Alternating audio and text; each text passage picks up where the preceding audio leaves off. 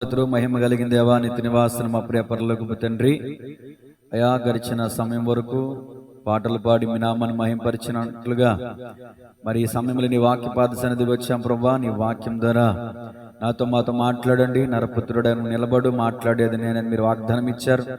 అయా నీ పక్షంగా నీ కుమారుడు నిలబడుతుండగా అయా మీ కంఠమున బోరగా వాడుకునండి.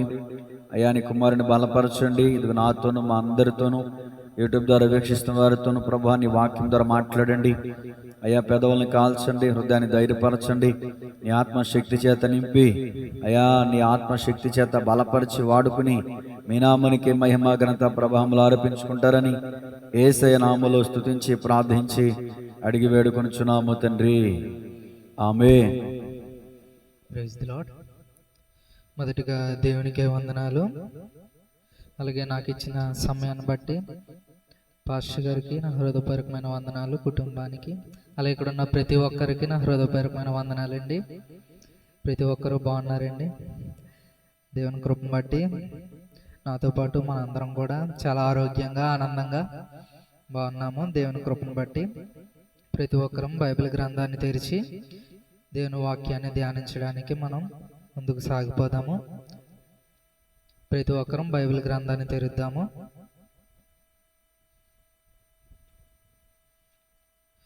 ఈరోజు దేవుడు మనకి సిద్ధపరిచిన వాక్యము అంశము ఏమిటి అంటే నమ్మకము.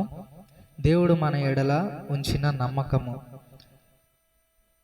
రోమా, ప్రతి ఒక్కరం తీద్దాము. రోమా 5వ అధ్యాయము 8వ వచనాన్ని ఒకసారి చదువుకుందాము.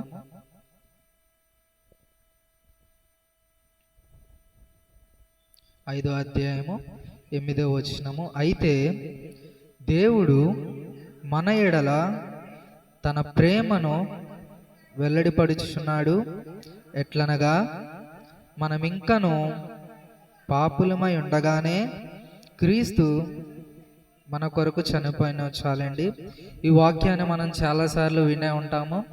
దేవుడు మన ఎడల ఆయన ప్రేమని చూపించే విధానము ఎలా ఉన్నదో ఈ ఒక్క మాటలో మనకి చాలా స్పష్టంగా కనిపిస్తుంది. ఎలాగా అంటే మనం పాపులుగా ఉండగానే ఆయన మన కొరకు ప్రాణం పెట్టారు అంటే ఇక్కడ ఈ మాటని మనం అర్థం చేసుకోవాలంటే చాలా ఈజీగా అర్థమవుతుంది. దాన్ని బట్టి మనం ఇక్కడ నేర్చుకోవాలి ఈరోజు అంశం ఏంటి అని మనం జ్ఞాపకం చేసుకుంటే నమ్మకము. దేవుడు మన ఎడల ఎంత నమ్మకంతో మనకి ఒక గొప్ప బాధ్యత అనేది అప్పచెప్పారు.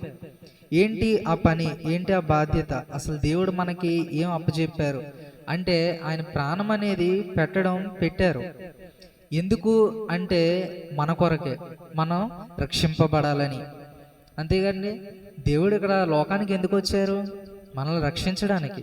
అంటే పాపులుగా మనం ఉన్నాము, మనల్ని రక్షించడానికి ఆయన భూమి మీదకి వచ్చారు. వచ్చి మరణించి మరణాన్ని గెలిచి తిరిగి లేచారు. ఎలాగా అంటే ఎలాంటి పరిస్థితులు అంటే మనం పాపులుగా ఉండగానే, మనం అందరం ఇంకా పాపులుగా ఉండగానే ఆయన మన మీద ఎంతో నమ్మకంతో ఏం చేశారంటే ప్రాణం ఇచ్చారు. చాలా వరకు మనం ఆలోచించాలి, దేవుడు ప్రాణము ఇవ్వాలి అంటే మనం అసలు ఎంతటి వాళ్ళు? మనం రక్షింపబడతామని నమ్మకంతోనే ఇచ్చారంటారా? నమ్మకం ఉంది కాబట్టే ఇచ్చారు ఆయన. కానీ ఆ నమ్మకాన్ని మనమే నిలబెట్టుకోవాలి, అది మన చేతుల్లోనే ఉన్నది. దేవుడు ఏ విధమైన మనకి ఎలాంటి నమ్మకాన్ని ఇచ్చారు అంటే మనం చాలా వరకు మనుషుల్ని రకరకాలుగా ఎలా నమ్ముతామంటే అవతల వారు నమ్మే విధంగా ఉంటేనే, మంచివాడు అయితేనే మనం నమ్ముతాము. లేదంటే వాడు మన ఎవరికైనా డబ్బులు ఇచ్చామంటే తిరిగి ఇవ్వగలిగిన వాడికైతేనే మనం ఇస్తాం. అంతే కదండి. ఇప్పుడు మనం ఒక 10 రూపాయలు ఒకరికి ఇచ్చాము అంటే తిరిగి ఇస్తాడు అన్నప్పుడు మనం ఇవ్వడానికి ఇష్టపడతాం. అదే తిరిగి ఇవ్వడు అన్నవారికి ఇస్తామా? ఇస్తే ఎలా ఇస్తాము? ఇంక తిరిగి ఇవ్వలే అని చెప్పి ఇంకా నమ్మకం వదిలేసుకొని ఇంకెవ్వర్లే అని చెప్పి ఇంకా వదిలేసుకుంటాం దాని మీద ఆశలు. దేవుడు అలా కాదు.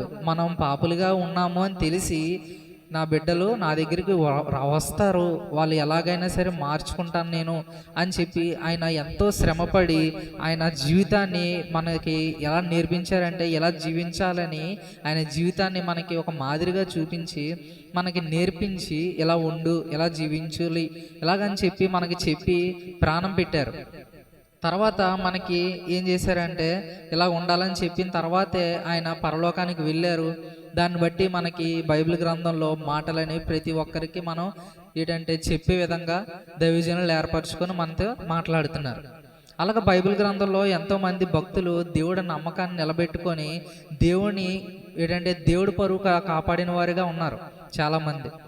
అంతే కదా, దేవుడు పరువు కాపాడిన వారిగా చాలా మంది ఉన్నారు. అందులో కొంతమందిని ఈరోజు మనం జ్ఞాపకం చేసుకుందాము. బైబిల్ గ్రంథంలో చూస్తే ఎవరు ఉన్నారు అలాగా అని కొంతమందిని మనం జ్ఞాపకం చేసుకుంటే ఏలియా అనే భక్తుడు మనకి కనిపిస్తున్నారు. ఏలియా తీద్దామా బైబిల్ గ్రంథాన్ని మనం తెరిచి మొదటి రాజుల గ్రంథము 18వ అధ్యాయము 38వ వచనం మనం ఒకసారి చదువుకొనగలిగితే, అతడు ఎలాగున ప్రార్థన చేయుచుండగా యెహోవా అగ్ని దిగి దహన బలి పశువులను, కట్టెలను, రాళ్లను, బుగ్గిని దహించి కందకము ముందున్న నీళ్లను ఆరిపోజేసింది. చాలండి, ఇక్కడ మనకి చాలా వరకు తెలిసిన సంఘటనే. అక్కడ మనం చూస్తున్నాము ఏలియా ఒక సవాల్ అనేది విసురుతారు. ఆ సవాల్ విషయంలో దేవుడికి ప్రార్థన చేస్తే దేవుడు ఆకాశం నుంచి అగ్ని పంపించారు. అంటే ఇక్కడ మనం చూస్తున్నాము ఆయన ప్రార్థన చేస్తే అగ్ని దేవుడు పంపించారంటే ఈయన ఎంత భక్తిగా ఉన్నారు. ఆ భక్తి ఈరోజు మనలో ఉందా? అసలు ఏలియా గారు మనం చూస్తాం ఆయన జీవితంలో అసలు ప్రార్థన చేస్తే ఆకాశం నుంచి అగ్ని దిగి వచ్చింది అంటే ఇది ఇంకోసారి కూడా దిగింది. 2వ రాజుల గ్రంథంలో 1వ అధ్యాయంలో మనకు కనిపిస్తుంది. ఆయనకి మర్యాద ఇవ్వకుండా కొంతమంది ఆయన దగ్గరకు వచ్చి రాజు పిలుస్తున్నాడని చెప్పినప్పుడు ఆయన చూస్తేనే అక్కడ 2 సార్లు అక్కడ అగ్ని అనేది దిగి వస్తుంది. అలాగా 102 మంది అలాగా చనిపోతారు. ఆయనకి కోపం వచ్చి ఏం చేస్తారంటే, నేను దైవజనుడినైతే, నేను దేవుని కుమారుడినైతే ఆకాశం నుంచి అగ్ని దిగి వచ్చి మిమ్మల్ని దహించును గాక అని చెప్పి అక్కడ మాట పలికితే దేవుడు అగ్నిని పంపారు. అంటే ఆయన దేవుని ఎడల ఎంతో నమ్మకమైన వ్యక్తిగా ఉన్నారు.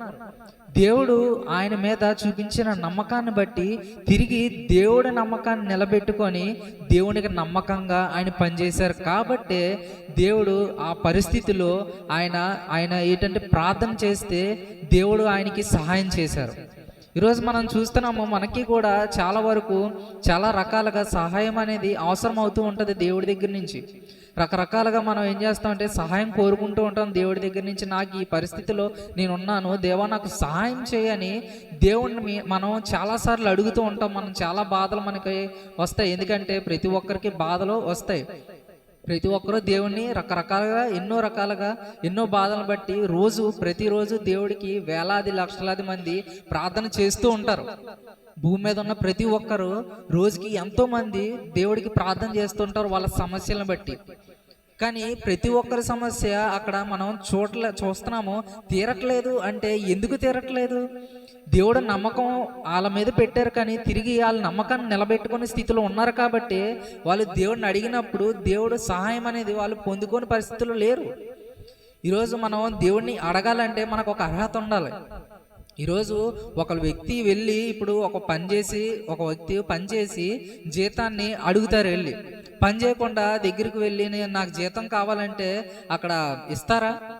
అర్హత వ్యక్తికి ఉన్నదా? లేదు. ఎందుకు లేదు? పని చేయలేదు కాబట్టి. దేవుడు మన ఎడలు చూపించారు ప్రేమ. దాన్ని బట్టి మనం ఏం చేయాలంటే ఆ ప్రేమను కాపాడుకోవాలి. ఆయన మన ఎడల ఎంత ప్రేమ చూపించారంటే ఆయన ప్రాణాన్ని కూడా లెక్క చేసుకోకుండా మన ఎడల ఆయన ప్రేమను చూపించారు. ఆ ప్రేమ అంటే ఆయన నమ్మకాన్ని మనం కాపాడుకొని ఆయన నమ్మకాన్ని నిలబెట్టుకొని అప్పుడు దేవుడిని మనం ఏదన్నా సరే అడిగితే అప్పుడు దేవుడు మనకి సహాయం చేస్తారు. ఆ రోజు దేవుడు అక్కడ మనం చూస్తున్నాం ఏలియా గారు ప్రార్థన చేస్తే అగ్ని దిగి వచ్చి అంత పరిస్థితి అక్కడ వచ్చింది. అంటే అక్కడ ఆయన ఎలాంటి పరిస్థితుల్లో ఉన్నారు అక్కడ చూస్తున్నాము. ఏలియా గారు ఎంత భక్తితో మునిగి ఉన్నారు, ఆయన దేవుని ఎడల ఎంత నమ్మకం కలిగి ఉన్నారు. అక్కడ ప్రార్థన చేశారు. ప్రార్థన చేసినప్పుడు అగ్ని దిగి రాలేదు అనుకోండి. అప్పుడు ఆ పరిస్థితిలో అగ్ని దిగి రాలేదు అంటే అప్పుడు ఏలియా గారిని అక్కడ ఎవరైనా సరే అక్కడ మర్యాద ఇస్తారా? ఈరోజు ఇక్కడ మనం చూస్తున్నాము అదే పరిస్థితిలో ఇప్పుడు ఏలియా గారు ప్రార్థన చేశారు. అక్కడ ముందు బయలు దేవతకు ప్రార్థన చేసినప్పుడు అక్కడ ఏం జరగలేదు. అక్కడ చాలా మంది చూసి నవ్వారు. ఏలియా గారు ఆ సమయంలో చూసి నవ్వారు. ఏమి రాలేదు, అక్కడ నిద్రపోతున్నాడేమో, ఇలా రకరకాలుగా ఏం చేశారంటే హేళన చేశారు. ఇప్పుడు ఏలియా గారు కూడా ఆ ప్రార్థన చేసినప్పుడు అక్కడ అగ్ని దిగి రాలేదు అంటే ఆ సమయంలో దేవుడికి అవమానకరంగా ఉన్నాం. కానీ ఆ సమయంలో అగ్ని దిగి వచ్చింది అంటే అక్కడ కారణం ఏదో, అక్కడ దేవుడు పరువు నిలబెట్టుకోవడానికి దేవుడు అగ్ని పంపించలేదు. అక్కడ ఏలియా గారు నమ్మకం చూపించారు.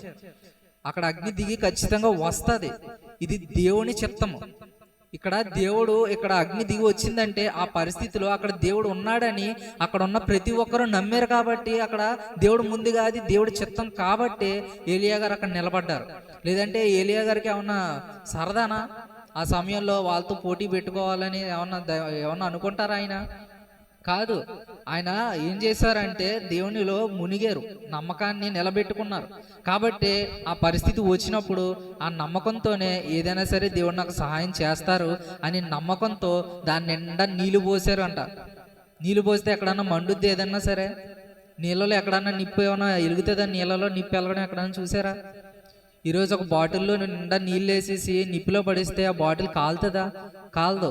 ఎందుకంటే వాటర్ అందులో ఉన్నది కాబట్టి. వాటర్ లేకుండా ఉట్టి వాటర్ బాటిల్ నిప్పులో పడిస్తే వెంటనే కాలిపోద్ది కదండి. ఇప్పుడు మామూలు చిన్నపిల్లలు ఆడుకుంటారు కదా బుడగలో, ఆ బుడగలో వాటర్ వేసినా సరే ఆ బుడగ నిప్పులో వేస్తే అంత బేగా బుడగ పేలదు. ఎందుకంటే అందులో నీళ్లు ఉంటే ఆ బుడగ అంత బేగా పేలదు, కొద్ది సమయం పడుతుంది. అలాగే ఏంటంటే నీళ్లు ఉంటే అంత బేగా అగ్గి వెలగదు. కానీ ఆ సమయంలో చూస్తున్నాము అక్కడ వాక్యంలో ప్రతిదీ బూడిదైపోయిందంట.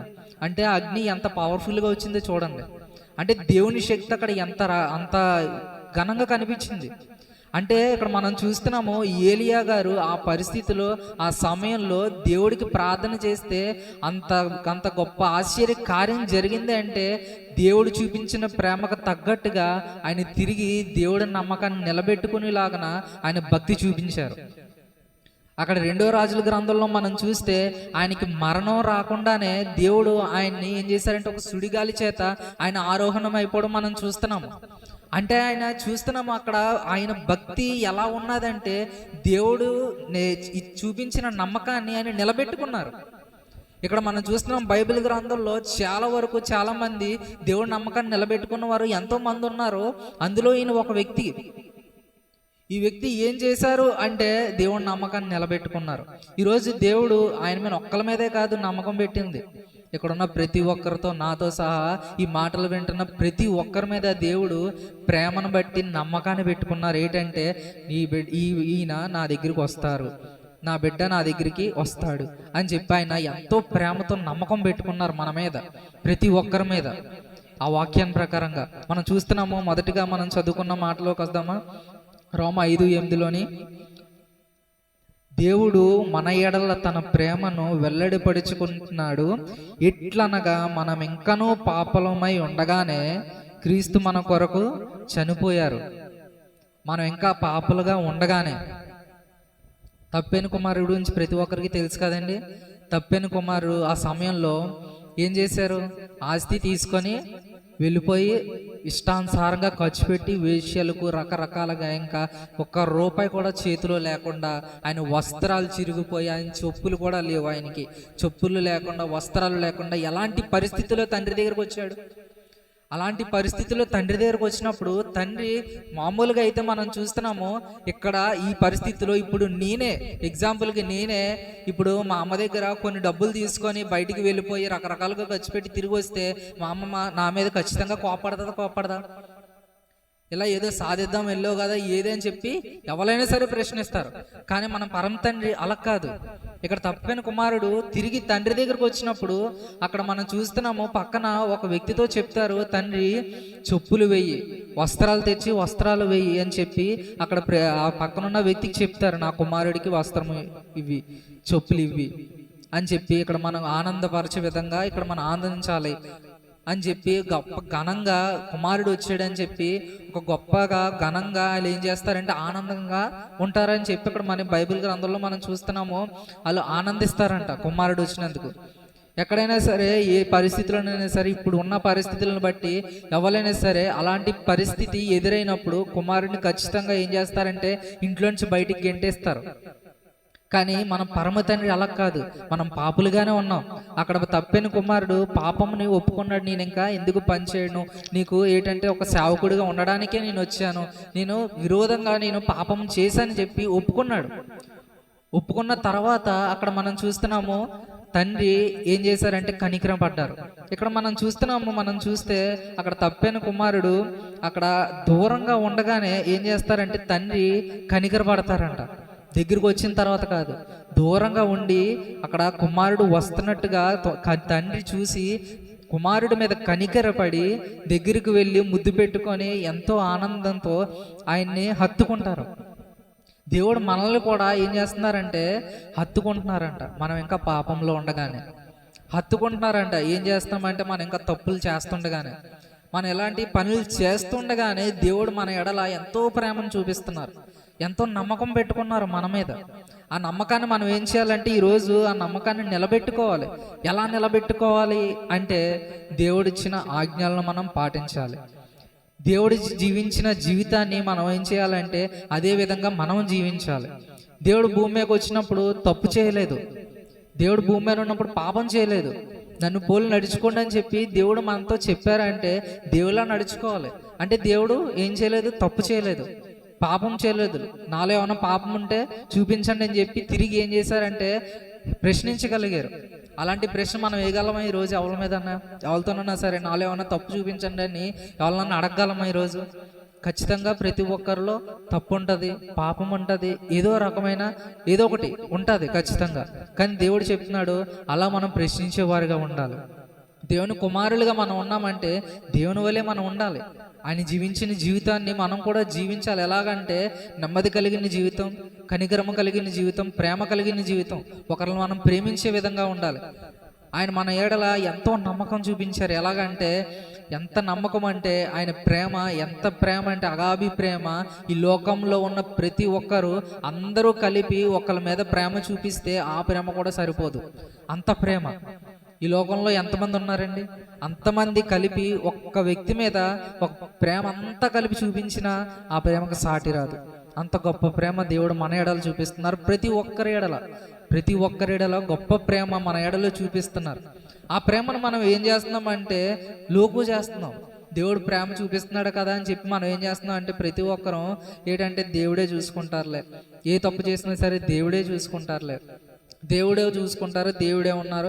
ఏదైనా తప్పు చేస్తే సన్నిధికి వెళ్ళిపోయి ఇంకా ప్రార్థన చేస్తే ఇంకా దేవుడికి క్షమించేస్తారు, ఇంకా బల్ల తీసుకుంటే ఇంకా పాపములన్నీ ఇంకా పోతాయి అని చెప్పి మనం ఏం చేస్తున్నామంటే దేవుని సన్నిధిని ఏం చేస్తున్నామంటే లోకు చేసేస్తున్నాం, తక్కువ చేస్తున్నాం. ప్రతి విషయంలో మనం ఏం చేస్తున్నాం అంటే దేవుణ్ణి తక్కువ చేసి మనం చూస్తున్నాం. కానీ ఇక్కడ మనం చూస్తున్నాము దేవుడు మన ఎడల చూపించిన నమ్మకం, చూపించిన ప్రేమ అలా లేదు. ప్రతి ఒక్కరి ఎడల ఎంతగానో ప్రేమను చూపించారు. ఆ ప్రేమను మనం కాపాడుకునే వారిగా ఉండాలి. మరొకరు మనం చూస్తే అక్కడ మనకి కనిపిస్తారు బైబిల్ గ్రంథంలో మోషే గారు కనిపిస్తారు. అలాగ మనం చూస్తే బైబిల్ గ్రంథంలో పౌలు శీల గారు కనిపిస్తారు. మన బైబిల్ గ్రంథాన్ని ఒకసారి తెరిచి అపోస్తుల కార్యములు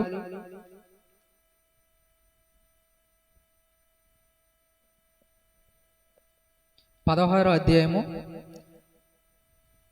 24వ వచనాన్ని మనం చూద్దాము.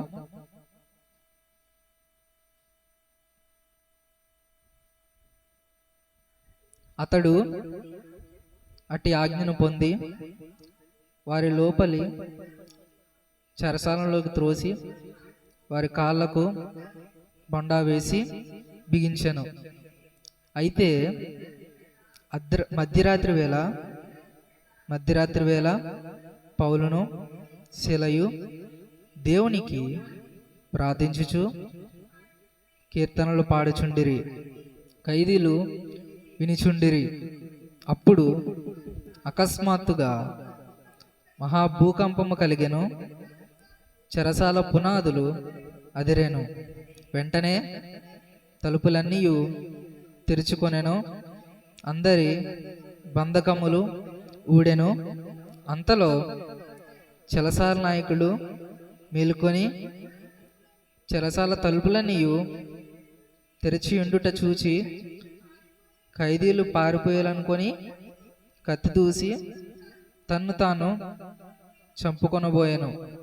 అప్పుడు పౌలు, నీవు ఏ హాని చేసుకొనవద్దు, మేమందరము ఇక్కడనే ఉన్నామని బిగ్గరగా చెప్పాను. అతడు దీపము తెమ్మని చెప్పి లోపలికి వచ్చి వణుకుచు పౌలుకును శీలకును సాగిలపడి వారిని వెలుపలికి తీసుకొని వచ్చి, అయ్యలారా, రక్షణ పొందుటకు నేనేమి చేయవాలని నేను చాలండి. ఇక్కడ మనం చూస్తున్నాము, ఇక్కడ ఈ సంఘటన చాలాసార్లు మనం వినే ఉంటాము. పౌలు శీలలు అక్కడ చెరసాలలో ఉన్నప్పుడు వారు దేవుణ్ణి స్తుతిస్తే బంధకములు అనేవి విడిపోయాయి, అక్కడ చెరసాల పునాదులు కదిలాయి. ఇక్కడ మనం చూస్తున్నాము, దేవుణ్ణి వారు ఏం చేశారంటే అలాంటి పరిస్థితుల్లో కూడా దేవుణ్ణి మర్చిపోలేదు వాళ్ళు. అక్కడ చాలా వరకు మనం చూస్తే అలాంటి పరిస్థితుల్లో బండలనేవి అసలు బండలు అక్కడ బిగించేసి అలాంటి పరిస్థితి వాళ్ళని చెరసాలలో వేసి అక్కడ అలాంటి పరిస్థితుల్లో దేవుణ్ణి ఎవరైనా స్తుతిస్తారండి? ఆ పరిస్థితిలో భయంతో మొక్క మూలన కూర్చొని దేవుని స్తుతించరు. రకరకాలుగా ఏంటంటే ఆ పరిస్థితికి వాళ్ళని తీసుకొచ్చిన వాళ్ళని తిట్టుకుంటూ, లేదంటే ఎప్పుడు ఎలా తప్పించుకోవాలి, లేదంటే ఎలా బయటికి వెళ్ళిపోవాలి, అసలు ఏం చేస్తారు, తర్వాత ఏం చేస్తారు, మనల్ని కొడతారా, ఇలా రకరకాలుగా భయంగా వాళ్ళు ఉంటారు తప్ప దేవుడిని ఏం అడుగుతారంటే ఆ టైంలో దేవుడా ఇక్కడి నుంచి నేను తప్పించు, ఇలా రకరకాలుగా ఏంటంటే దేవుని స్తుతించడం తప్ప అన్ని రకాలుగా వాళ్ళు ఏం చేస్తారంటే తప్పించుకోవడానికి చూస్తారు చాలా వరకు. కానీ అక్కడ మనం చూస్తున్నాము పౌలు శీలలు ఆ సమయంలో మధ్యరాత్రిలో అంట. అక్కడ మనం చూస్తాము కదండి, మధ్యరాత్రి వేళ అక్కడ ఏంటంటే సాయంత్రమో లేదంటే ఉదయమో లేదంటే తెల్లవారుజామునో కాదు, మధ్యరాత్రిలో కూడా వాళ్ళు దేవుణ్ణి స్తుతిస్తూ కీర్తనలు పాడుచు ఏం చేస్తున్నారంటే అక్కడ ప్రార్థన చేస్తూ కీర్తనలు పాడుచు అక్కడ దేవుణ్ణి స్తుతిస్తున్నారు. వాళ్ళు స్తుతిస్తూ ఉంటే ఖైదీలు అందరూ ఏం చేస్తున్నారంటే వింటున్నారంట. మధ్యరాత్రిలో ఖైదీలు ఏం చేస్తారు, ఆ టైంలో సౌండ్ వస్తే కోప్పడతారు. అందులోని ఖైదీలు అంటే కోపం ఎక్కువగానే ఉంటుంది ఆ సమయంలో.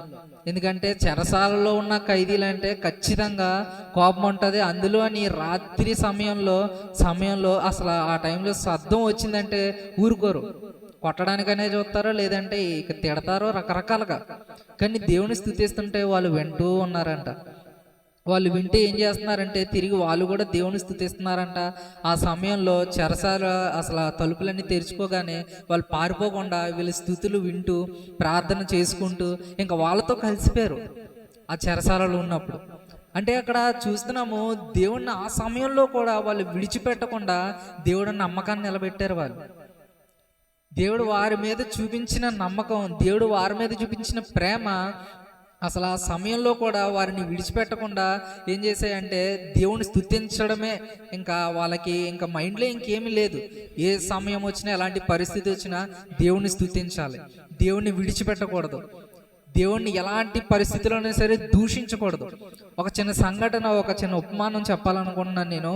ఒక దేశంలో క్రైస్తవులు అంటే చంపేస్తారు. అలాంటి దేశంలో కొంతమంది క్రైస్తవులు ఏం చేస్తూ ఉంటారంటే కొండల మధ్యలో, కొండల క్రింద చిన్న గుహల్లాంటి ఉంటే ఆ గుహల్లోని ఒక రోజు అని చెప్పి ఏర్పాటు చేసుకొని దేవుణ్ణి స్తుతించుకుంటూ ఉండేవారంట. అలాగా అక్కడక్కడ జరుగుతూ ఉండేదంట. అలాగా ఒక దేశంలో చాలా ఇబ్బందికరంగా దేవుని స్తుతించేవారు ఉన్నారంట.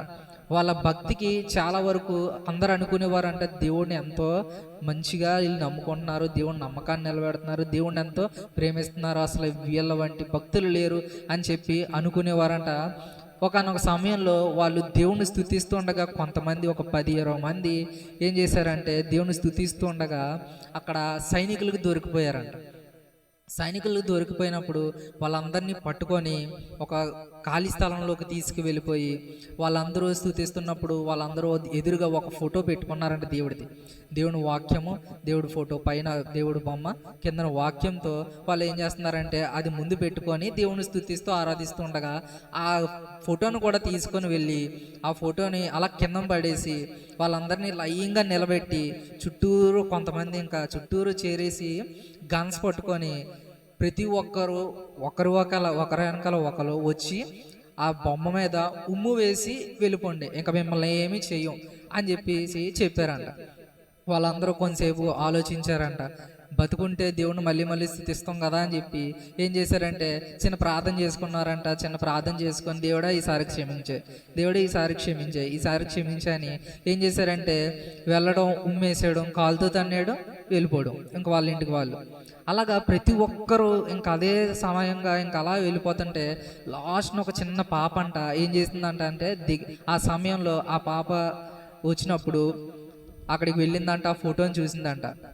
ఆ ఫోటోని చూసినప్పుడు అక్కడ పాస్టర్ గారు చెప్పిన మాట గుర్తొచ్చిందంటే దేవుణ్ణి మనం ఏ సమయంలోనే సరే విడిచిపెట్టకూడదు, ఆయన్ని అవమానపరచకూడదు. ఆయన మన మీద పెట్టుకున్న నమ్మకం ఏంటి అంటే ఆయన దగ్గరికి మనం వెళ్ళాలి కాబట్టి మనం ఏ సమయంలోనే సరే ఎలాంటి పరిస్థితులైనా సరే ఆయన విడిచిపెట్టకూడదు అన్న మాట ఆ పాపకి బాగా గుర్తుని ఇలాంటి సమయం వచ్చినప్పుడే కదా దేవుడిని మనం ఎలా నమ్ముతున్నామో తెలుసుకునేది. దేవుడు మన ఎడల ఇలాంటి సమయంలోనే కదా దేవుడు పరీక్ష పెడితే పాస్ అవ్వాలంటే ఎలాంటి సమయమే కదా అని చెప్పి ఆ పాపకి ఆ బొమ్మ చూసి వాళ్ళందరూ వేసిన ఉమ్ముని చూసి చాలా బాధ అనిపించిందంట. బాధ అనిపించి మోకాళ్ళు వేసి వెంటనే ఆ బొమ్మ ముందు, మోకాళ్ళు వేసే వాక్యం ముందు తీసుకొని చేతిలోకి తీసుకొని కన్నీళ్ళతో ఆ మొత్తం ఫ్లెక్సీని అంతా తుడిచి ఆ వాక్యాన్ని తన చేతితో తుడిసి వాళ్ళు వేసిన ఉమ్మని చేతితో తుడిసి గట్టిగా యేసయ్యా గట్టిగా అరిచి ఇంకా అలా మోకాళ్ళతో ప్రార్థన చేయడం ప్రారంభించిందంట. ప్రార్థన చేయడం ప్రారంభిస్తే అక్కడ ఏం చేశారంటే చుట్టూరు ఉన్న సైనికులు అందరూ కలిపి ఒక్కసారే ఇంకా అమ్మాయిని చంపేశారంట. చంపేసిన తర్వాత ఆ అమ్మాయి ఏమనుకున్నదంటే ఇంక చంపేశారు అని చెప్పి అనుకునే సమయంలో ఎదురుగా యేసు ప్రభు వారు వెలుగుగా ఆ అమ్మాయి ముందుకు వచ్చారంట.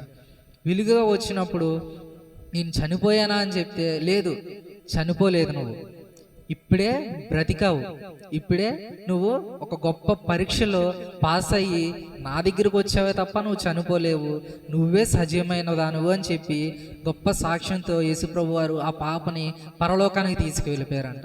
అక్కడ మిగిలిన మొత్తం అందరూ దేవుడు పరువును కాపాడిన వారా లేదంటే దేవుని విషయంలో అవమానపరిచిన వారు అవుతారా? అవమానపరిచిన వారు అవుతారు.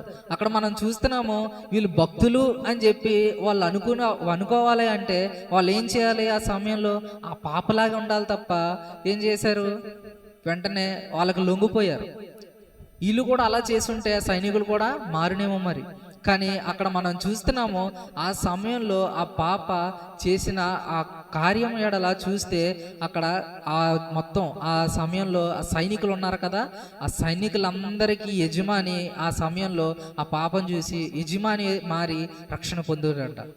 రక్షణ పొంది ఆ సైన్యంలో ఎవరైనా సరే క్రైస్తవుల్ని ఏం చేయాలంటే ఈసారి నుంచి పట్టుకోవాలి కానీ విడిచిపెట్టేయాలి తప్ప వాళ్ళని ఏమీ చేయకూడదు అని ఒక గొప్ప జారీ చేశారంట ఆ సమయంలో. అప్పటి నుంచి క్రైస్తవులు ఇంకా దేవుణ్ణి ఆరాధించుకోవాలంటే ఏ భయం లేకుండా దేవుణ్ణి ఆరాధించుకోవడం ప్రారంభించారంట.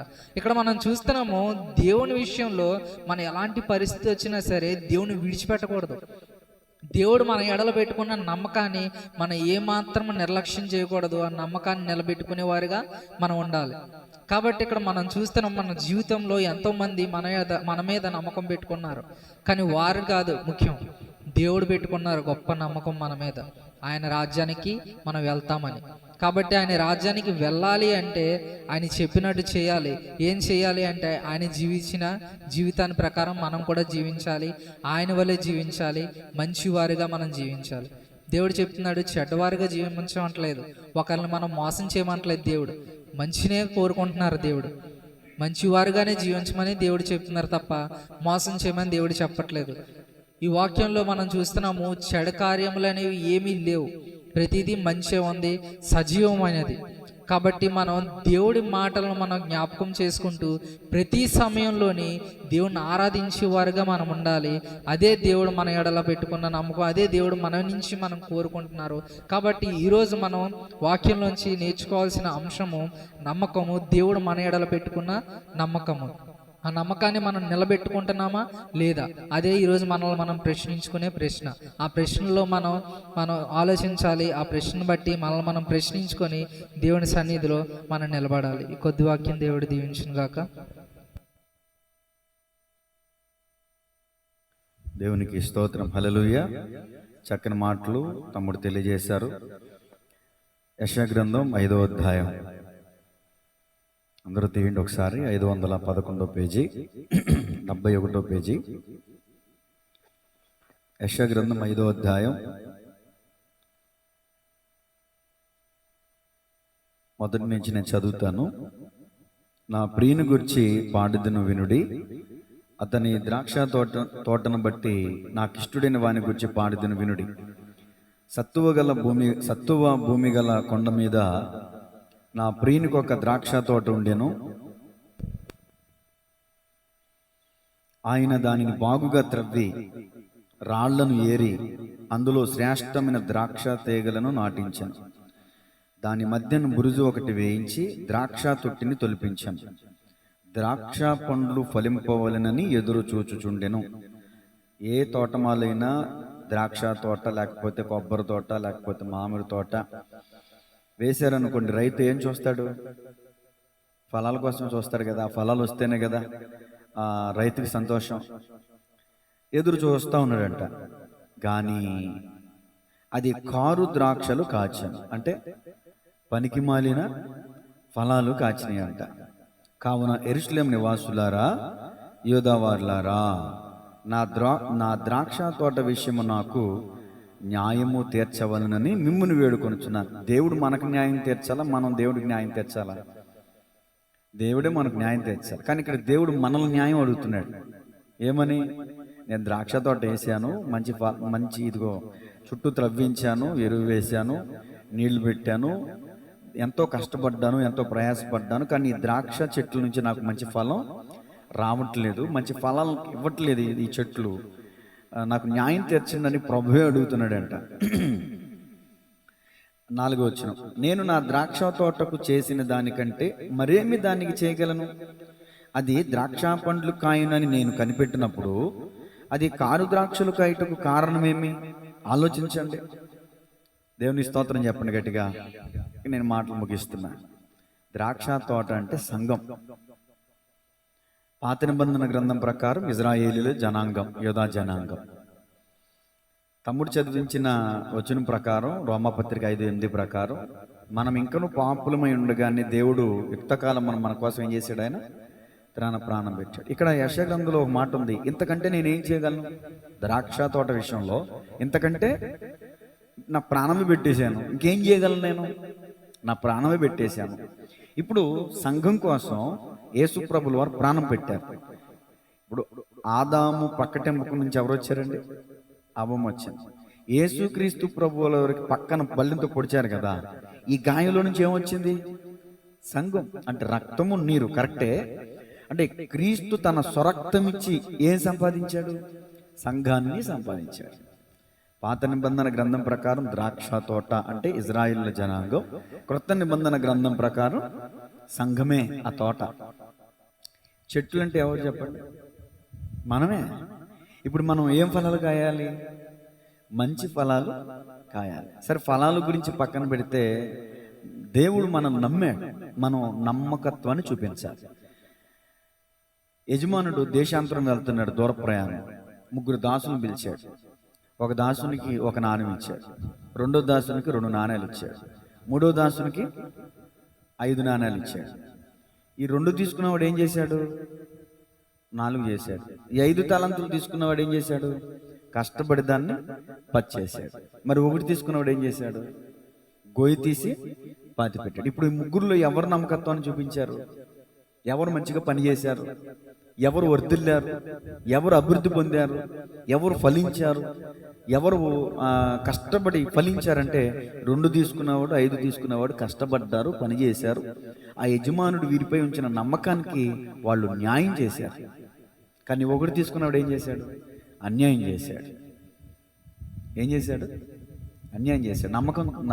దేవుడు ఆ యజమానుడు ఆ దాసునిపై ఉంచిన నమ్మకాన్ని వమ్ము చేసినట్లయింది పరిస్థితి. ఏంటి ఆ నాణ్యం? దేవుడు మనకిచ్చినటువంటి మానవ జీవితం ఒక శ్రేష్టమైనది.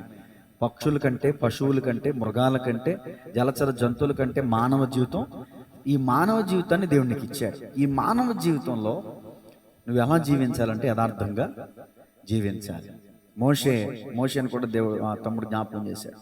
మోషే గురించి ప్రభు సెలవిచ్చిన మాట, నా ఇల్లంతటిలో నమ్మకమైన వాడు మోషేని దేవుడు పిలుచుకుని ఇజ్రాయేలు జనాంగాన్ని విడిపించట్లో ఎంతో దేవుడు గొప్ప కార్యాలు చేశాడు. మోషే నమ్మకంగా ఉన్నాడు, ఏలియా నమ్మకంగా ఉన్నాడు, పౌలు గారు శీల నమ్మకంగా ఉన్నారు. కష్ట సమయంలో బంధకాలలో ఉండి కూడా దేవుణ్ణి మహింపరచడం మానలేదు వాళ్ళు. ఈ రోజున చిన్న చిన్న కారణాలకి మందిరానికి రావటం మానేస్తున్నారు, ప్రార్థన చేయడం మానేస్తున్నారు, వాక్యం చదవటం మానేస్తున్నారు. ఏమంటే ఈ రోజున మనం దేవునికి అన్యాయం చేస్తున్నాం, అంతేనండి. దేవుడు మనకు అన్యాయం చేయటం, న్యాయం చేయడం పక్కన పెట్టండి. దేవునికి మనం అన్యాయం చేస్తున్నాము అంటే, అన్యాయం అంటే మనం చేయవలసిన పని చేయకపోవటమే అన్యాయం చేయటం. మీరు ఫలించుట ద్వారా నా తండ్రి మహిమ. ఇప్పుడు మనం ఫలాలు ఫలించాలా వద్దా? దేవుడు కనిపెడుతున్నాడంట. ఇదిగో నవ్విని చూస్తున్నాడు, కనిపెడుతున్నాడు. రోజు ప్రార్థన చేస్తున్నాడా లేదా, రోజు వాక్యం చదువుతున్నాడు లేదా, లేకపోతే ఏమన్నా గేమ్లు ఆడుతున్నాడా, లేకపోతే ఏమన్నా ఏమన్నా వ్యర్థమైన వాటికి సమయం ఇచ్చి వాక్యాన్ని అశ్రద్ధ చేస్తాడు. నన్ను చూస్తాడు దేవుడు. సురేష్ ఏం చేస్తున్నాడు? పాస్టర్ సంఘాన్ని అప్పచెప్పాను బాధ్యతగా. ఏం చేస్తున్నాడు ఈ పాస్టర్? 24 గంటలు ఇంట్లో కూర్చుంటున్నాడా, లేకపోతే మందిరంలో కూర్చుని ప్రయాస కలిగి, భారం కలిగి, ఆత్మ పట్ల భారం కలిగి ప్రార్థన చేస్తున్నాడా లేదా? నన్ను పరిశీలన చేస్తాడు, మిమ్మల్ని పరిశీలన చేస్తాడు. దేవుని స్తోత్రం చెప్పండి. ఇప్పటి నుంచి అయినా దేవునికి మనం న్యాయం చేద్దామా, అన్యాయం చేద్దామా? మంచి ఫలాలు ఫలిద్దామా, కారు ద్రాక్షలు ఫలిద్దామా? చెప్పండి. మంచి ద్రాక్ష మనం కాయిస్తే, మంచి ఫలాలు మనం ఫలిస్తే దేవునికి మహిమ. ఏమండి, ఏలియా అట్టి నమ్మకస్తుడు కాబట్టి ప్రార్థన చేస్తే అగ్ని కొరటువంటి మాటలండి. మనం ప్రార్థన చేస్తే ఆకు కూడా మెదలదు. మన భక్తి, మన నమ్మకత్వం, మన విశ్వాస జీవితం అలా ఉంది. కాబట్టి చెప్పడం కొద్ది మాటల ద్వారా మనం ఈ రోజున నేర్చుకోవాల్సింది ఏంటంటే, దేవుడు యేసువర్ధన్ గారిని ఏం చేస్తున్నాడు? నమ్ముతున్నాడు. అమ్మాజాకిని ఏం చేస్తున్నాడు? దయమన్ గారిని ఏం చేస్తున్నాడు? మిమ్మల్ని నమ్మి మీకోసం దేవుడు ప్రాణం పెట్టేశాడు. ఆయన ఇంతకంటే నేనేం చేయగలను? ద్రాక్ష తోట కోసం దేవుడు ఎంత కష్టపడ్డాడు. సంఘం ఉద్భవించబడడం కోసం యేసుప్రభులు వారు ఎన్ని కొరడ దెబ్బలు తిన్నారు, ఎంతగా ఉమ్మివేయబడ్డారు, ఎంతగా గాయపడ్డారు, ఎంత హేళన చేయబడ్డారు, ఎంత తృణీకరించబడ్డారు. ఇదంతా ఎవరి కోసం? పాపులమైన మన కోసం. ఏమంటే, నీతిమంతుడైన ఒక మంచివాడి కోసం మనం ప్రాణం పెడతామా? మంచోడు కోసం మనం పెట్టం. మంచోడు కోసం ప్రాణం పెట్టం. మంచోడైతే నాకేంటి, నా ప్రాణం పెట్టను. దేవుడు మంచివాళ్ళ కోసం కాదంట, పాపుల కోసం ప్రాణం పెట్టాడు. అది ఆయన గొప్పతనం, అది ఆయన యొక్క ప్రేమ తప్పిదాలను ఏం చేస్తుందంట?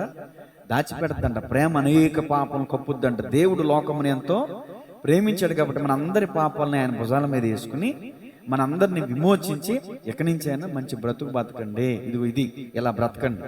క్రీస్తు అనేకుల కొరకు మాదిరి ఎంచిపోయిన మొదటి పేతురులో ఉంటుంది. ఆయన మన అందరి కోసం మాదిరి ఎంచి వెళ్ళాడంట. ఇలా బ్రతకండి, ఇలా జీవించండి, ఇలా చేయండి. మనం ఆయన చెప్పినట్టుగా చేయటం ద్వారా మన పట్ల ఆయన ఉంచిన నమ్మకాన్ని కాపాడుకున్న వాళ్ళం అవుతాం. దేవునికి స్తోత్రం కలిగిందా? కాబట్టి ఒక చిన్న తీర్మానం, ప్రభువా నన్ను నమ్మి నా కోసం ప్రాణం పెట్టి నాకు విలువైన జీవితాన్ని ఇచ్చావు. ఈ జీవితాన్ని ఇక్కడి నుంచి నేను కాపాడుకుంటాను, వ్యర్థంగా నేను జీవించను, కారు ద్రాక్షలు నేను కాయను, మంచి ఫలాలు ఫలిస్తాను ప్రభువా అని ఒక చిన్న తీర్మానం చేసుకుని మనం ప్రార్థన చేసుకుందాం. తలలు వంచండి, ప్రార్థన చేస్తాను. పరిశుద్ధుడా, ప్రేమగల తండ్రి, కృపగలిగిన దేవా, దయగలిగిన దేవా, ఈరోజు వాక్య భాగము ద్వారా నాతో మీరు మాట్లాడారు, మా అందరితో మీరు మాట్లాడారు. నిజమే ప్రభువా. అయ్యా, నీవు మమ్మల్ని నమ్మి, అయ్యా నమ్మకం ఉంచి మా ఎడ్లకు ఒక ప్రణాళికను ఏర్పాటు కలిగి, అయ్యా మా అందరిని అగ్నిలో నుంచి లాగినట్లుగా మమ్మల్ని అందరినీ కూడా లాగి విమోచించి రక్షించావు ప్రభువా. ఈ రోజున మీరు మమ్మల్ని కనిపెడుతున్నారు. ఇదిగో ఏదైనా ఫలం ఉందా అని ద్రాక్ష చెట్టు దగ్గరికి, అంజూరపు చెట్టు దగ్గరికి మీరు వెళ్ళినప్పుడు అయ్యా అది మంచి ఫలాలు లేవు గనప అది శపించబడింది ప్రభువా. మీకు ఆకలి వేసినప్పుడు తిందామని ఆ వృక్షం దగ్గరికి వెళ్ళినప్పుడు మంచి ఫలములు అది కాయలేదు గనక అది శపించబడింది. అయ్యా ఈ రోజున మేము శపించబడ్డానికి కాదుగా పిలువబడింది, ఆశీర్వాదమునకు వారసులవుటకు మీరు పిలువబడుతుందని లేఖనం సెలవిస్తుంది. అయ్యా ఈరోజు చెప్పిన వాక్యాన్ని మా హృదయంలో భద్రం చేసుకుని అయ్యా నెమరు వేసుకుని ఇంతవరకు నేను దేవుడు నా అందించిన నమ్మకాన్ని కాపాడుకున్నానా, వమ్ము చేసుకున్నానా, నన్ను నేను పరిశీలన చేసుకోవడానికి సహాయం చేయండి ప్రభువా. ప్రతి సమయాన్ని నీ కోసం గడపడానికి సహాయం చేయండి. నిజమే, ఈ లోకంలో అయ్యా మా దేశంలో, ఇతర దేశాల్లో, ప్రపంచవ్యాప్తంగా అనేక మంది నాశనానికి జరుగుతున్నారు ప్రభువా. పాపం చేత పట్టబడి ఉన్నారు, రోగాల చేత, రకరకాల పాపపు శాపపు కట్ల చేత బంధింపబడి ఉన్నారు. అయా పరిస్థితులు మేము చూసినప్పుడు మా హృదయం అయా మేము నిమ్మలంగా ఉండకూడదు ప్రభువా. భారం కలిగి, తీవ్రత కలిగి, వేదనతో అయ్యా మా దేశం కోసం విజ్ఞాపన చేసే ఆత్మను మాకు దయచేయండి ప్రభువా. అయ్యా దేనికోసం మమ్మల్ని మీరు రక్షించారు? మా ఒక్కరి గురించే కాదు కదా, అనేక మందిని మేము రక్షించాలని, అనేక మందిని నీ సన్నిధికి మేము నడిపించాలని మాకు ఒక బాధ్యతను అప్పగించారు. ఇది 2 తీసుకున్నాడు 4 చేశాడు, 5 తీసుకున్నాడు 10 చేశాడు. భలా నమ్మకమైన మంచి దాసుడా, కొంచెంలో నమ్మకంగా ఉన్నావు గనక విస్తారమైన వాటి మీద నేను నియమిస్తానని మీరు పలికారు ప్రభువా. అలాగే మీరు తిరిగి వచ్చే సమయానికి అయ్యా మీరు మరణం గెలిచి పునరుద్ధానుడు తిరిగి లేచి ఇదిగో నిత్య రాజ్యంలోనికి వెళ్ళారు. మీరు 2వ రాకడలో రాబోతున్నారు. మరలా మీరు తిరిగి వచ్చేసరికి మీరు మాకు అప్పగించిన ఈ సంఘాన్ని, మీరు మాకు అప్పగించిన ఈ ఆత్మ జీవితాన్ని మేము భద్రంగా జాగ్రత్తగా కాపాడుకోవలసినటువంటి వారమైనా, సంఘాన్ని మేము అభివృద్ధి పరచవలసినటువంటి వారమైనా, సంఘాన్ని క్షేమాభివృద్ధి అయ్యా మేము చేయవలసినటువంటి వారమైనా, అలా చేయకుండా సంఘం కోసం పాటు పడకుండా, సంఘం కోసం ప్రయాసపడకుండా, సంఘం కోసం ప్రార్థన చేయకుండా, దేవా నీవు మాకు అప్పగించిన పని విషయంలో మేము బద్ధకంగా సోమరిపోతనంగా ఉంటూ అయ్యా మీరు మాకు అప్పగించిన పనిని మేము పాడు చేసే వరకు ఉండకూడదు ప్రభువా. మీరు మాకు అప్పగించిన పని, మీరు మాకు అప్పగించిన బాధ్యత విషయంలో అయ్యా మేము నమ్మకస్తులుగా ఉండడానికి సహాయం చేయండి. నమ్మకమైన వానికి మెండైన దీవులు కలిగిన వాక్యం సెలవిస్తుంది ప్రభువా. నిజమే, మోషే నీ ద్వారా సాక్ష్యం పొందుకున్నాడు, నా ఇల్లంతట్లో నమ్మకమైన వాడు అని. ఏలియా నీ పట్ల నమ్మకం కలుగున్నాడు కాబట్టి ఆయన ప్రార్థన మీరు ఆలకించి ఆకాశం అగ్ని దిగి వచ్చి ఆ బలిని మీరు అంగీకరించారు ప్రభువా. ఈ రోజున మా ప్రార్థనలకు ప్రతిఫలం రావట్లేదంటే అయ్యా నీ సన్నిధిలో మేము నమ్మకస్తులుగా యథార్థమైన భక్తి చేయలేకపోతున్నాం ప్రభువా. ఈ రోజున మేము సంపూర్ణంగా అయ్యా నీ సన్నిధిలో మేము పరిశుద్ధత కలిగి ఉండలేకపోతున్నాం అంటే ఎక్కడో అపనమ్మకాన్ని మేము చూపిస్తున్నాం, ఎక్కడో తండ్రి అవిధేయత మేము చూపిస్తున్నాం ప్రభువా. ఈ రోజున ఈ మాటల ద్వారా మీరు మాతో మాట్లాడినందుకు వందనాలు. నిజమే ప్రభువా, ఆ తోట అనగా సంఘం, చెట్లు అనగా మేమే. ఈ రోజున ఆ చెట్టు కారు ద్రాక్షలు ఫలిస్తే ప్రభువా మీకు అన్యాయం చేసినట్టే కదా ప్రభువా. ఈ రోజు నా చెట్టు అనబడిన నేను కారు ద్రాక్షలు కాసే స్థితిలో ఉన్నానా, మంచి ద్రాక్షలు కాసే స్థితిలో ఉన్నానని నన్ను నేను పరిశీలన చేసుకోవడానికి సహాయం చేయండి అయ్యా. మీరు మాకు ఇచ్చినటువంటి అవకాశాన్ని బట్టి మీకు వందనాలు. ఓ చక్కని వాక్య భాగాన్ని మీరు మాకు ముందుంచారు. రోమా 5:8 ప్రకారం నిజమే పాపులమై ఉండగా యుక్తకాలంలో మీరు మా కోసం ప్రాణం పెట్టారు తండ్రి. అయ్యా నిజమే, మీరు రుదురాన్ని కార్చారు ప్రభువా. మీ రక్తాన్ని క్రైదనంగా చెల్లించి మమ్మల్ని వెలపెట్టి కొన్నారు. నీచులము, దుర్మార్గులము, పాపులము, అవిధేయులమైన మా ఎండల నీవు నమ్మకం ఉంచావు ప్రభు. మేము ఏ పాటి వారం ప్రభు, ఎన్నదగిన వారం కదా ప్రభు, ఏసుమంతైన పరిశుద్ధత లేని వారం కదా ప్రభు. అలాంటి పాపాత్ములైన మా పట్ల మీరు నమ్మకం ఉంచారు ప్రభు. ఇది ఈ వాక్యం విన్న తర్వాత ఇక నుంచి అయినా, ఈ క్షణం నుంచి అయినా ప్రభు మేము సమయాన్ని దుర్వినియోగపరుచుకుంటూ అజ్ఞానముగా అయ్యా నడుచుకోకుండా సమయాన్ని సద్వినియోగం చేసుకుంటూ జ్ఞానము కలిగి నడుచుకునే కృప నాకు మాకు మా అందరికి దయచేయండి ప్రభు. నీ వాక్యం ద్వారా మాతో సూటిగా మీరు మాట్లాడారు ప్రభు. స్తోత్రములు తండ్రి. ఈ సమయంలో చేరువచ్చిన ప్రభు నా ఆత్మీయ బిడ్డలను బట్టి ప్రార్థిస్తున్నాను. చాలా మంది రావలసిన వారు రాలేదు, ఎందుని బట్టి రాలేదు వారిని మరొకసారి జ్ఞాపకం చేసుకుని మరొక అవకాశం, మరొక తరుణం వారికి దయచేయండి. ఒక ఆదివారానికి పరిమితం కాకుండా ఉపవాస ప్రార్థన కూడా ఆత్మ బిడ్డలందరూ రావాలని వేదనతో ప్రార్థిస్తున్నాను ప్రభువా. బిడ్డలందరికీ వెలిగింపు దయచేయండి, గ్రహింపు దయచేయండి. ప్రతి శనివారం ఉపవాస ప్రార్థనకి రావడానికి సహాయం చేయండి అయా. చేరువచ్చిన సహోదరుని బట్టి, అమ్మాజాకిని బట్టి ప్రార్థిస్తున్నాను అయా. ఎముకల అయా కీళ్ల సమస్య చేత ఎంతో ఇబ్బంది పడుతున్నారు ప్రభా. అయా ఎముకలు ముట్టండి, నరాలను ముట్టండి, కీళ్లను ముట్టండి, మూలుగులు ముట్టండి. నీ రక్త ప్రోక్షణం నీ బిడ్డపై ప్రోక్షింపు దయచేయండి అయా. నమ్మకంతో ప్రార్థిస్తున్నాను, నీ బిడ్డను స్వస్థపరచండి, ఆరోగ్యము దయచేయండి, ఆయుష్ను దయచేయండి అయా. దయమణి గారిని జ్ఞాపకం చేసుకోండి. ఎంత దూరమైన ప్రయాసపడి నడుస్తూ ఇదిగో నీ సన్నిధికి వస్తూ అయ్యా ఎంతో ప్రభు భక్తిని కనపరుస్తున్నారు. ఆమె చేస్తున్న భక్తి, ఆమె చేస్తున్న ప్రభు ప్రార్థన తన కుటుంబానికి దీవెనకరంగా ఉండడానికి సహాయం చేయండి. ఆమె వింటున్న వాక్యం ద్వారా, ఆమె చేస్తున్న ప్రార్థన ద్వారా ఇది ఆమె ఆత్మీయ జీవితానికి ఒక ఆశీర్వాదకరంగా ఉండడానికి సహాయం చేయండి. యేసువర్ధన్ గారిని బట్టి మీకు వందనాలు అయ్యా. తన భర్తని, బిడ్డలని, కుటుంబాన్ని కూడా మీరు జ్ఞాపకం చేసుకోండి అయ్యా. మానకవిగా ఉపవాస ప్రార్థనలు కూడా రావడానికి మీరు చూపుతున్న కృపను బట్టి మీకు వందనాలు. తల్లి గారికి కూడా ఆరోగ్యాన్ని దయచేయండి అయ్యా. తన చేతి పనులు, తన అయ్యా పాడి పంటలను, పంట పొలాలను, వారు కలిగిన సమస్తాన్ని దీవించండి ప్రభు. కుటుంబాన్ని దీవించండి, ఆశీర్వదించండి. తమ్ముడు నవీని జ్ఞాపకం చేసుకోండి. తన కలిగిన బలహీనత చిన్ననాటి నుంచి కూడా ఏదో ఫిడ్స్తో బాధపడుతున్నాడు ప్రభా. ఏదో తనకి సంపూర్ణమైన ఆరోగ్యాన్ని దయచేయండి ప్రభా. తన పరిపూర్ణమైన తనకు ప్రభా కలిగిన బలహీనత నుంచి పరిపూర్ణమైన విడుదల యేసు నామములో కలుగునుగాక ప్రభా. సహాయం చేయండి. ఇదిగో నీ సేవకునిగా ప్రభా నీ కుమారుని అభిషేకించారు ప్రభా. నీ కుమారునికి దర్శనము ద్వారానో అయా, కళ ద్వారానో, ప్రేరేపణ ద్వారానో, వాక్యం ద్వారానో అయ్యా నీ బిడ్డతో మీరు మాట్లాడండి. ఇదిగో సువార్త పరిచర్య, సంఘ పరిచర్య, మరి ఏ విధంగా నీ కుమారుడు మీరు వాడుకోబోతున్నారు అయ్యా. నీ కుమారుడు సమయాన్ని దుర్వినియోగపరుచుకుంటూ ఉండకూడదు ప్రభా. సమయాన్ని సద్వినియోగం చేసుకోవాలి, వాక్యంతో సహవాసం చేయాలి, వాక్యంతో నడవాలి అయ్యా. నుంచున్న, కూర్చున్న, లేచిన, ఏ స్థితిలో ఉన్న వాక్యాన్ని ధ్యానం చేయాలి ప్రభా. అట్టి కృపని బిడ్డకు దయచేయండి. తన కుటుంబాన్ని కూడా దీవించండి, ఆశీర్వదించండి అయ్యా. నా చిన్న కుటుంబాన్ని కూడా మీరు జ్ఞాపకం చేసుకోండి అయ్యా. కృపాక్షేమం దయచేయండి, ఆరోగ్యం దయచేయండి, ఆయుష్ను దయచేయండి అయ్యే. రోజు రాలేకపోయిన బిడ్డలను కూడా జ్ఞాపకం చేసుకోండి అయ్యా. రేపు జరగబోయే ఆరాధన కార్యక్రమాన్ని బట్టి మీకు వందనాలు, స్తోత్రాలు. మేమందరం కూడా సమయాన్ని పాటించి సమయానుకూలంగా మందిరానికి రావడానికి సహాయం చేయండి. రేపు జరగబోయే ఆరాధన అయ్యా ప్రారంభం నుంచి ముగింపు వరకు కూడా మీ నామానికి మహిమకరంగా జరిగించండి. అలాగే మా దేశ క్షేమం కోసం ప్రార్థిస్తున్నాను. మా దేశంలో ఎంతోమంది త్రాగుబోతులు, వ్యభిచారులు, లంచగొండులు అయ్యా, అక్రమస్తులు, అన్యాయస్తులు, వ్యసనపరులు, డ్రగ్స్కు లోనైపోయి రకరకాల పాపములతో కట్టబడి రకరకాల శాపాలతో బంధించబడి ఉన్నారు ప్రభా. మా దేశంలో మహారక్షణ కలగచేయమని ప్రార్థిస్తున్నాను ప్రభా. ప్రతి ఒక్క వ్యసనం కలిగిన వారికి యేసు నామములో విడుదల కలుగునుగాక. సహాయం చేయండి ప్రభా. వ్యసనాల వల్ల తమ ఆరోగ్యాలను పాడు చేసుకుంటున్నారు, కుటుంబాలను పాడు చేసుకుంటున్నారు, భార్య బిడ్డలను వదిలేసి అయ్యా కొంతమంది శాశ్వతంగా ఈ లోకయాత్రను విడిచిపెడుతూ అయ్యా ముగించుకుని తిరిగి వెళ్ళిపోతున్నారు అయ్యా. రకరకాల పాపాల చేత పట్టబడి ప్రభా ఆనందాన్ని కోల్పోయి, నెమ్మది లేక, శాంతి సమాధానం లేక అయ్యా విసికి వేసారిపోతున్నటువంటి స్థితిలో కొందరు ఆత్మహత్యలు చేసుకుంటున్నారు ప్రభా. అయ్యా మా దేశం బాగు చేయబడాలి, మా దేశంలో యవనస్తులు మారాలి అయ్యా. మా దేశంలో, మా గ్రామంలో అనేక మంది నీ వాక్యం చేత పట్టబడాలి. ఇది వాట్సాప్, ఫేస్బుక్, యూట్యూబ్ ద్వారా వీక్షించబడుతున్న ప్రతి ఒక్కరు కూడా నీ వాక్యానికి ఆకర్షించబడాలి అయ్యా. నీ ఆత్మ చేత నింపబడాలి. ఇది అనేకులలో ఉన్న చీకటి అయ్యా పారద్రోలబడాలి. అనేక మంది నీ వెలుగు చేత వెలిగించబడాలి ప్రభా. అనేక కుటుంబాల్లో నెమ్మది, శాంతి, సమాధానం కలుగునుగాక.